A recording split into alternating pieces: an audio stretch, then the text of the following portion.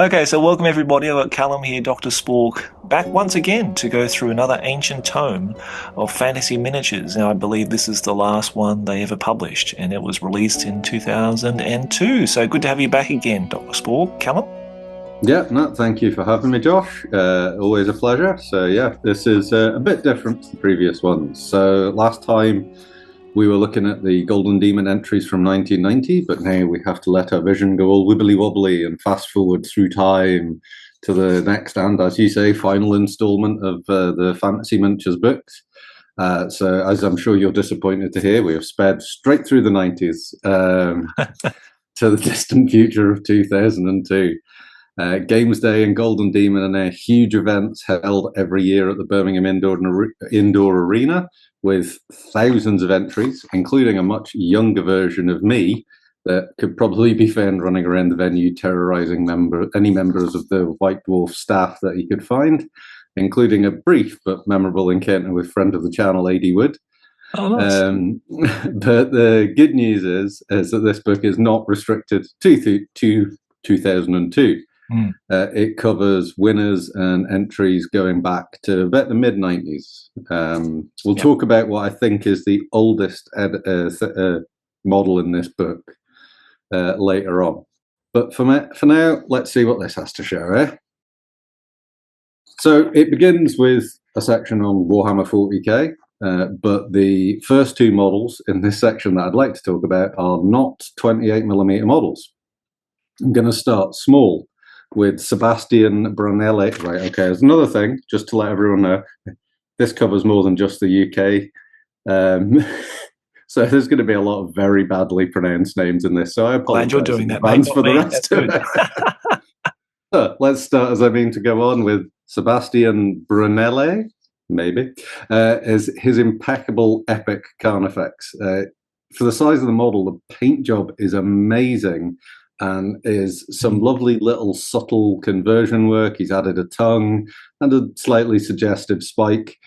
And what I assume is a really nice little hand-sculpted base, making it look like it's like on a hive ship somewhere or something like that. So anyway, it always catches my eye. And the first time I saw it, I thought it was a 28mm model, but then I quickly realized, no, epic. So very nicely done. Yeah, very nice. And the other is the Space Wolf from Forge World's Collector series by Franz Sander down in the bottom corner. I was big into Space Wolves in the late 90s. And this is one of the models I really wish I'd picked up at the time. I don't know if you remember the Forge World Collectors series. No, I'm not. This is sort of past my time, mate, in the Games Workshop hobby, in the Games Workshop sphere. So a lot of this stuff is quite new. Yeah, it is. It's mostly just like late 90s, early 2000s. This was, I think, about 2000, 2001. They released a range of like large scale figures and busts that were produced purely as display pieces, and there are quite a few of them actually scattered through this book, and they stir that desire within me to get my hands on one. But unfortunately, they don't come up for sale very often, and when they do, they command quite a premium, so I don't think it's going to happen anytime soon, unfortunately. Yeah. Initially, I had thought that Kevin Downey's tank diorama down in the corner had been inspired by the release of third edition 40k's Codex City Fight, but actually this came out the year before, so I wonder if it worked the other way and the studio staff saw this and thought, yes, they would have probably had something in the works anyway, but this looks like is straight out of the Codex City Fight, which was an odd little codex. I think they were thinking about creating a series. It was called Codex Battle Zone, and I think they were thinking about creating rules for certain battle zones. So I don't know if you'd have like desert fighting or jungle fighting or city fighting, but they only ever did city fight. And it was quite an interesting set of rules, a bit of fun, and meant you could have these incredibly dense boards of buildings and have people moving through them and up and down them and stuff. So yeah, it's quite good. But yeah, I love this. It feels like I'm guessing that Kevin is a scale modeler as well, because it's got that very someone who does historical scale model feel to it. And also, I don't know where the enemy's coming from, because those guns are pointed in 2 different directions. Because it's just all those little details, and it's very realistic.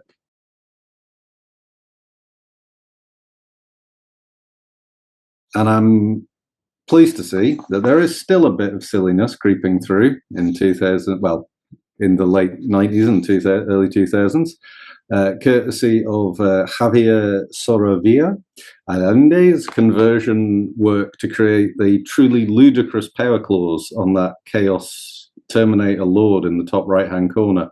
I think those are the blades from the Lehman Russ dozer blade that is used as the fingers for them. So they'd be like kind of about 1.5 centimeters long each. Properly over the top. I really like that little bit of conversion work. There are a couple of pieces here that feel like they should be maybe in one of the previous books we covered. Firstly is the Space Marine diorama by Heroquest, which is using some third ed plastic marines to make an homage to, I don't know if you recognize, an old piece of Rogue Trader art with like ultramarines bursting through a wall, firing their guns in all directions. It looks like a Dave Gallagher piece. And secondly is Sebastian Fitch's Swooping Hawk Exarch, who's got this lovely ornate paintwork and the color choices, and they feel quite out of place in this book, and they feel much more reminiscent of the style that was used in those late 80s competitions. Yeah, it's just the tones and things like that. Anyway, it's really, really gorgeous piece. All the little detailing on the armor is crazy. Guess what we're going to talk about on this page, Josh? Mike McVeigh's beautiful diorama. Yes, there is no way we could go through this book without having a chat about what is one of the most well-known pieces in the history of 40k. It's, as you say, Mike McVeigh's diorama depicting the Emperor confronting Horus on the vengeful spirits. So, I take it you like this piece. I don't know anyone that doesn't. Love it. Yeah, I love it. Yeah. I saw it myself in Warhammer World last year. No, this year, actually. Yeah, just earlier this year. And it is absolutely gorgeous. So as I'm sure you know, it's based on an Adrian Smith artwork. There's I think the whole article talking about Mike McVeigh, talking about how he based it on that and how he changed it a little bit. I also think this is the oldest model in this book. I think this was 1993, and I don't think there's anything else that goes back that far in this book. And did you ever spot hiding underneath the floorboards is a Monopose 2nd edition start set Space Marine? You can just see him. You can just see his hands just underneath Sanguinius's wing there. I don't know if you can quite make it out. Yeah, I need to zoom in and have a look, but I can. Isn't that the one right in the back corner as well? Yeah. He's like sort of leaning forward a bit. It's really odd when you spot it. And you're like, what? Because you think obviously this is the height of modelling. There's all this sophisticated work got into it, and then there's just a Monopose Space Marine jammed in there.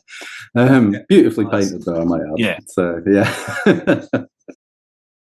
another little bit of fun down in the bottom right-hand corner, courtesy of Bobby Wong's excellent attempt. What I presume is an attempt. If it's not, then it's a big coincidence. An attempt to match Russell Crowe's character from Gladiator into the 40k universe. Of course, Maximus, yeah. Yeah, they've really gone all out with that Roman armor, which I presume is scratch built. And the two kind of short sword style bits, and then there's the little ultramarine, but like the little leather bits draping down the front. He's done quite a nice job, but it is nice to see. Just there is still a little bit of silliness and humour kind of creeping through in areas, although compared to like the 1988 and 89 books, it's there ain't no Rastafarian dragons in this book. The Dreadnought just above that, I don't know, that was featured in Citadel Journal, Matt Weaver's Chaos Dreadnought, and I remember looking at that. I think they did a whole article about how he put it together. The conversion work on it is insane. He's done such a nice job with that.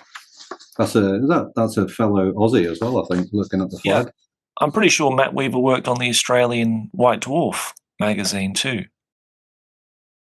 And I assume Kevin Downey left the cinema the year before, having watched a rather popular war movie of 1998, Saving Private Ryan, and thinking, that gives me a great idea for next year's Golden Demon. Hey. And I remember seeing this back at the time, presumably in White Dwarf, and being like kind of blown away by it, just as an amazing piece, like the waves coming in and the people running off and all these little individual characters just having their own individual struggles. And of course, the conversion work on that Chimera chassis is crazy. Probably another scale modeler at work. Absolutely. And do you see that Chaos Plague Marine, Postus?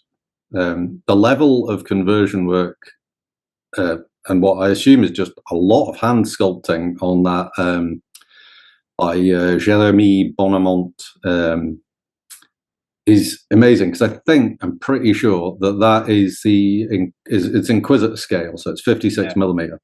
Yep. I think that looking at some of the details on the armor that you can still see, that is the Death Watch Space Marine Captain, Watch Captain Artemis. That's right. But the amount of work he's done on that is crazy, and it's so well done. It looks properly disgusting. And as I think I was just going to say, as I think we discussed before, doing Nurgle it's a fine line between it just looking a mess and it looking fantastic. And as we get here into the fantasy section, I'm just going to pick out another model that could easily have been seen in those late 80s entries.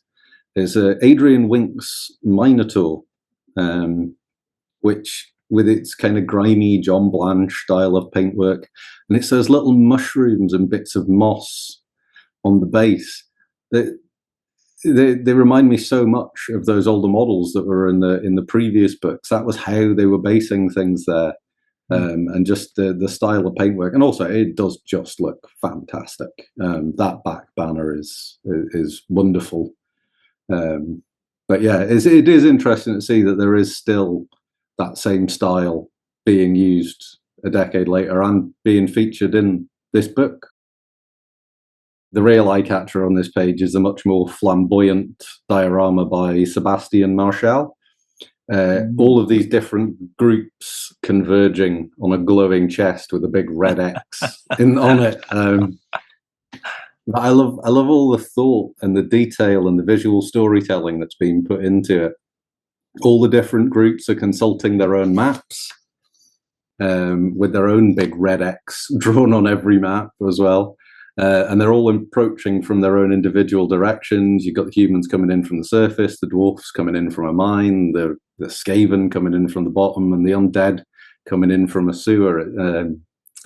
But I love all the details. I love the winding tree roots and the buried bones and weapons, and the fact that the humans are about to be mugged by a group of snotlings as well.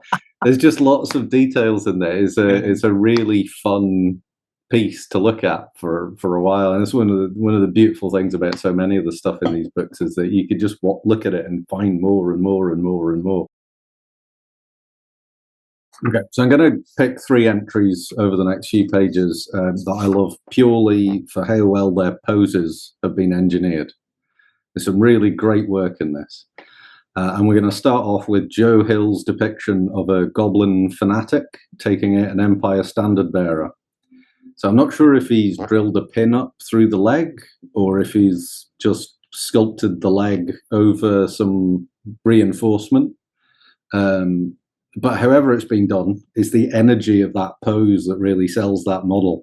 That really does feel like that fanatic is absolutely flying through the air and that guy has just had his internal organs explode. You know, it's a really lovely piece. I also love the fact that the base is just so big for it as well. Yeah. It kind of frames the whole scene beautifully. Yeah. Yeah, I think Joe Hill. This is the same Joe Hill that I worked with at the Oxford Street store, Oh, and really? he's a very very nice guy, and very very talented painter. If it is the same guy, he I definitely think it is. is. I'm pretty sure Yeah. it will be. Yeah, I'm pretty sure it's probably the same Joe. Yeah, no, it's I just love the energy of it. That it really feels like there's something happening, even though it's a static pose. It feels like there's a lot of energy being delivered straight to that guy's chest. Yeah. Again, I'm just going to quickly point out to you. Have you seen the evil Teclis at the top? I love that one. I nearly talked about that, but I had Oh to get right, rid I of didn't some of notice them. that. I didn't notice that. Yeah, Yeah. really nice conversion. You should have a good look at that sometime. Yeah. Anyway, next page. Don't convert my Teclis into an evil bastard.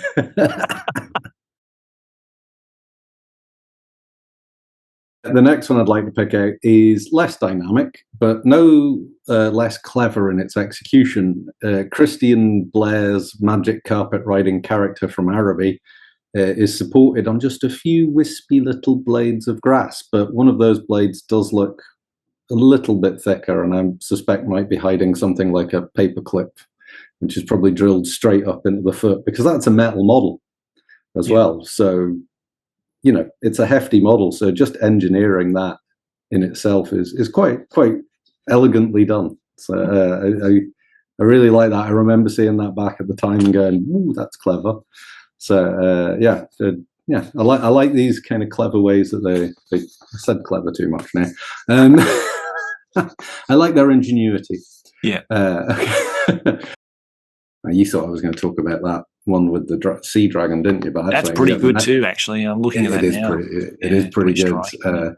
But the one I am going to talk about is mind-boggling to me, which is, I think, on the next page. And the third, and by far away the most mind-boggling, is Jacob Nielsen's fight between a bloodthirster and a keeper of secrets. This would be hard enough to do with plastic models, but this pair are big, heavy chunks of white metal. I have no idea how this thing holds together. And I can only assume it doesn't topple over because the base is made out of a short length of lead pipe. Have you got any ideas how you engineer that? Because that bloodthirster is a heavy model, and it is supported off that whip. That's true. Yeah, it must be like a very strong or thick piece of wire that he's just wound green stuff around it to make that whip, to make it like a very secure pin, and then just weighted it correctly so that it's sort of weighted evenly across the base, and that it doesn't topple over. I assume that's why the Keeper of Secrets stood out on that rock. Yeah, because it just needs to be that far over. That's I think actually it's the opposite of the first one of these that we looked at, where the Standard Bearer and Fanatic were on a huge base. This is just showing off because he's put it on a tiny little. He could have put it on a big base, but he's put it on a tiny little base to go ha ha ha ha ha. Look at how this balances perfectly. Yep. It's just crazy. I don't think I could build that model, let alone start to paint it, Yeah, exactly, mate. And here are the real showstoppers, the Slayer Sword winners. And I'd just like to start out by pointing out that I'm not sure if Alexander Elpis actually painted the little warband at the top. I think he may have broken into John Blanche's house and stolen them. It's very brazen of him to have then entered them into Golden Demon, but he seems to have gotten away with it. No, seriously, they're really nicely painted, and you just look at them and just go, wow. Someone's a fan of, someone's read all the Blanchitsu columns. Yeah. Yeah, they're really nice. But maybe he got away with it because they were distracted by Nigel Carman's awe-inspiring Gorka Morka diorama underneath it. I've seen entire armies with fewer miniatures in them. Yeah. And I really love the base. Like that scrap base with the Gorka Morka logo on it is just like, and there's got all the dags around the bottom of it as well. It's really nice. There's so much going on in that scene. It's happening everywhere, and it's all beautifully painted. He's really gone the extra mile, which I assume is why he managed to get a Slayer sword. Because, you can see why. The amount of work gone into that is crazy.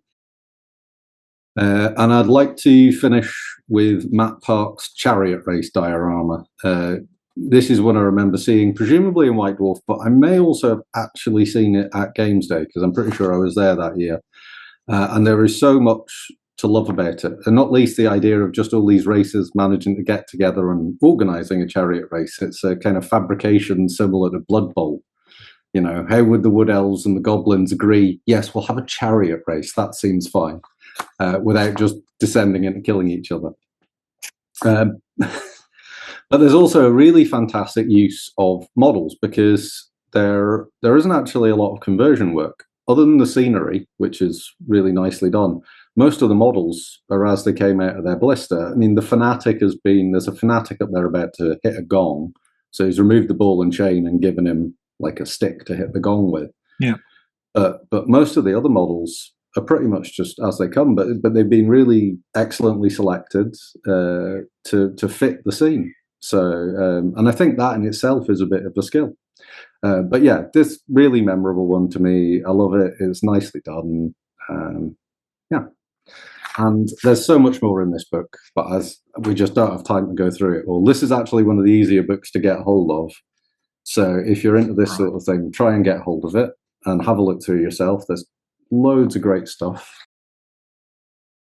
All right, so here we got my third place would be the bronze awarded in 1996 to Mark Clayton for this really beautiful looking dwarf command group. So he's got the Bugman standard bearer here, holding aloft a wonderful looking standard that he's hand painted, and a little marauder musician. He's got Ungrim there as his commander, and a demon slayer with his double-handed runic axe, which I think, overall just looked really nice, and it was just really eye-catching when I turned the page and looked at this one, and it sort of really stood out for me. Yeah, it's very much more in your style, and this goes back to 96, so I'm not surprised that this is what's catching your eye. Okay, my third place goes to the Slaneshi Terminator Lord, presumably. You'd be shocked to hear that I am a sucker for a wonderful freehand banner. Yeah. There are fewer in this book than the previous ones, so I have to make the most of what I'm given. And yeah, John Travers has done a lovely job with it. It really catches the eye. It's not the most intricate banner, but I like the concept. It's a symbol of Slanesh made of naked figures on a background of like kind of screaming, tortured faces. Yeah, it's simple and effective, and the very bright pink on the kind of black of that whole model really just gives it a big pop that I love. Yeah, so that's my number 3. Okay, my second place, silver, 1996, Anthony Warrington, with this wonderful looking Space Wolf command group, or squadron, and yeah, the Terminator Lord or Wolf Lord with the dagger in the teeth of the wolf pelt on its back, and the bright red claws, and yeah, just the execution of the painting. I think the bases look really nice too. Surprise, surprise, black rim with sort of nice that sort of earthy brown color on top. Very simplistic, and yeah, but just the execution of the painting is just really top notch, and yeah, I think that's a worthy second place for me. Yeah, you're right. That banner on the Terminator is absolutely fantastically painted. And again, I'm not surprised this is another one you picked out. My second place is going to someone who I saw win the Slayer Sword, but not for this model. It is Jacob Nielsen's Lord of Change. It is pretty much how I would love to be able to paint that model. If I could get close to the level of quality that he's done on it. It's really crisp, it's really clean. The colour scheme is wonderfully consistent and really well defined, and it even has a green rim on the base. 10 out of 10, no notes. It is the best Lord of Change I have ever seen. So, my first place goes to the 1997 Golden Demon Slayer Sword winner, Adrian Wink, for this outstanding Orc Warlord on Warboar. So, yeah, I'm really happy for Adrian. I know he's been really trying for many, many years, competing in Golden Demon, probably just for the fun of it. So, but I think this entry is a really well worth the Slayer sword for that year, and I'm sure he would have been absolutely chuffed to hold that aloft and finally claim it. So after all these years of challenging in either the command group or single figure categories for fantasy, I think he mostly did fantasy, and it was mostly orc and goblins, and I think that was probably the most striking thing about it. So for him to win something with an orc and goblin category, I think is just wonderful, and it suits October. So that's my first place, mate. It does indeed. I mean, yeah, it's gloriously painted, wonderfully done. The back banner, as I'm sure you'll be shocked to hear, I quite like that. Yeah, no, it is a fantastically painted model. The detail of the sword is wonderful. It's he's well deserved win. Well, I am also going to pick a Slayer sword winner, an Aussie Slayer sword winner. This was not actually difficult to decide at all. I pretty much knew this as soon as I thought about it. And nothing, in my opinion, nothing in this book compares to Victoria Lamb's The Rescue of Sister Joan. As much as I love to paint everything like a packet of Skittles, and I like my bases to be the most vibrant of greens, I am a big old sucker for Mordheim. The rule book is my favourite book that GW has ever produced at all. I remember getting a pre-order deal on the box set, and in there, the kits, the scenery, it was all absolutely fantastic. And this diorama is quite literally an absolute work of art. The figures are so delicately and subtly painted. There's little handmade bundles of sticks on the pyre. The way the dead bodies are kind of draped over the steps. The truly stunning backdrop. I mean, look at the moon, the way that wall and the carvings on it are done is just, it's perfect. And I'm not normally a huge fan of object source lighting. I find it's often overdone and takes over the paintwork rather than kind of something that can enhance the scene. It often feels like it's just there to show off. But it's not so here. It's subtle. It adds tone to the scene. It brings the scene together so beautifully. I wish I could paint models like this. It is just magnificent. I don't know what else to say. I can't say enough good things about this. It's great. I think you've done very well for placing this first, and I'm sure many other people and people who watch this video will probably wholeheartedly agree with you.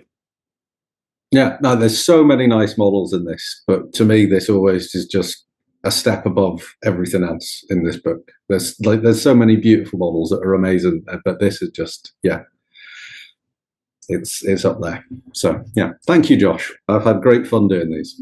Me too, mate. No, thank you again for taking all the time to, like I said, making all the show notes, for going through all of these fantasy miniature wonderful volumes of books of history for Golden Demon winning entries and or commended entries. And I've really enjoyed going through with those with you. We'll have to think of something else in the future, of some other stuff we can go through I'm sure as we'll well. come up with some nonsense. Yeah, I'm sure we'll come up with something, mate. I know you like your 40k, so I'm sure there's some good 40k stuff out there that we can go through. Maybe the Battles book, 40k Battles book or something like that, maybe would be a good one. So I'm sure we'll find something, mate. But for now, you're going to take a well-earned rest, and thank you so much again for all your contributions towards this series. And we look forward to bringing you back at some point in the future, looking at some other historic and wonderful publications that Games Workshop put out back in the yesteryears. Yep, no, I'm looking forward to it already. Thank you, Josh. Good on you, mate. Take care. I'll talk to you later. Bye.